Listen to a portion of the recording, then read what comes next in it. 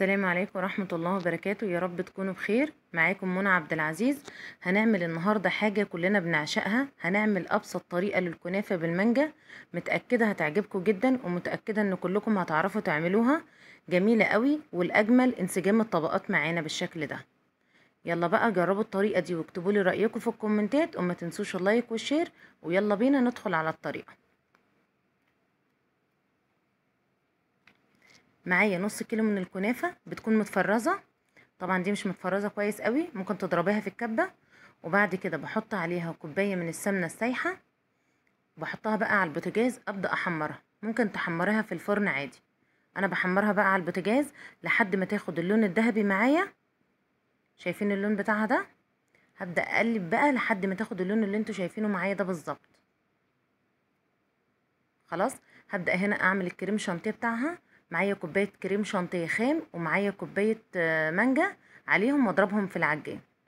معايا هنا الكنافة، احط عليها السيرب بتاعي او شربات الكنافة العادي التقليدي جدا. اهمية الشربات بتاعها بيعسلها، بيخلي طعمها مسكر كويس قوي، وكمان بيخلي الكنافة تمسك في بعضها عشان اقدر ابططها في البولات معايا. هنا الكريم شانتيه قلت لكم كوبايه من الكريم شانتيه، ومعايا كوبايه من عصير المانجا المتلج، واربع معالق من السكر، وبضربهم كويس قوي في العجان.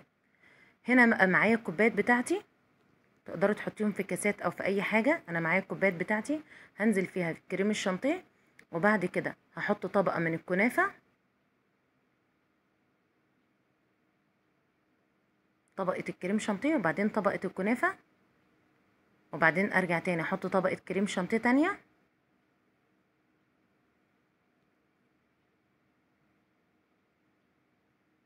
معايا هنا قطع من المانجا هنزل بيها بقى في طبقه تانية. تقطعي المانجا مكعبات كده، وتبدأي تحطي برضو طبقة تانية كده. دي حاجة بقى حلوة قوي قوي وسهلة قوي وسريعة جدا، هتعجبكم قوي. جربوا الطريقة دي. بعد كده بقى هبدأ احط طبقة تانية من الكنافة،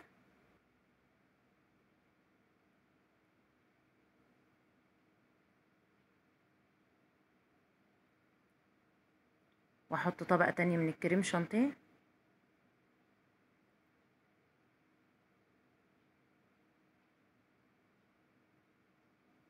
وارجع بقى احط لهم طبقة تانية، الطبقة الاخيرة دي من المانجا.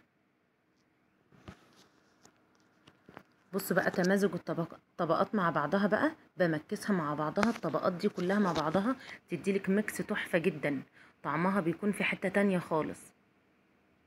حلوة قوي ولذيذة قوي، وشكلها مغري جدا جدا، وحاجة بصراحة تشرفكم. على فكرة في ناس كتير جدا بتعملها مشروع، ده يبقى مشروع حلو قوي قوي معاكم. بصوا بقى الطبقات وشكلها،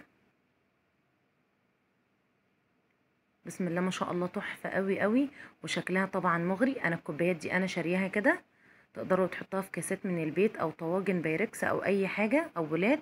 يلا بقى جربوا لي الطريقة، والسلام عليكم ورحمة الله وبركاته.